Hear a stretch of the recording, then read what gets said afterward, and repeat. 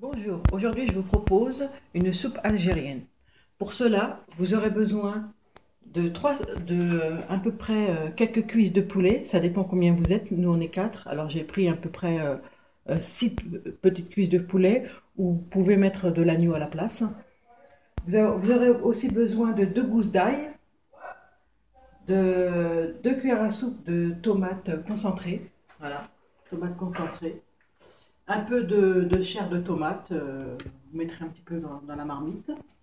Vous aurez aussi besoin de 2 tomates, 2 courgettes, du céleri, à peu près, on va dire, une branche et demie de céleri, de l'huile. Moi, je préfère de l'huile d'olive, alors j'ai pris de l'huile d'olive.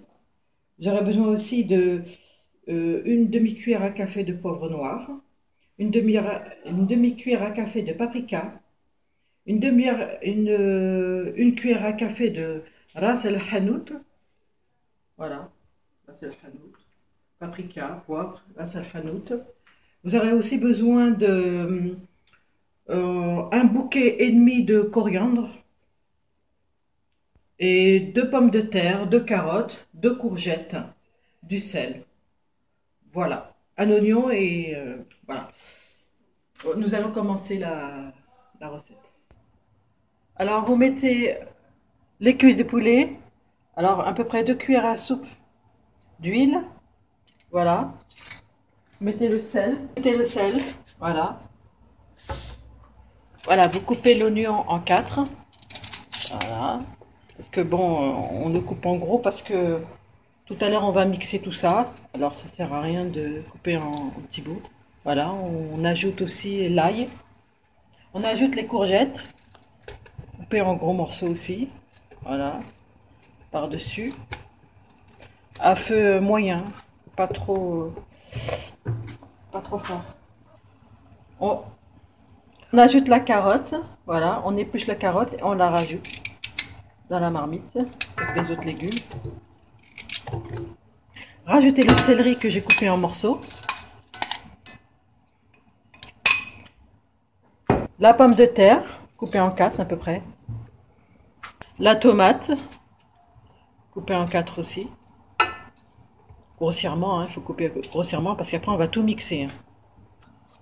La tomate concentrée, que je rajoute. Ras el hanout, on appelle ça. Le paprika.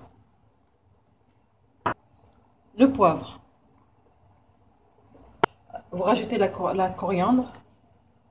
Voilà, et on va garder un petit peu pour tout à l'heure, en fin de cuisson. Au bout de 5 minutes de cuisson, vous rajoutez à peu près 1 litre d'eau.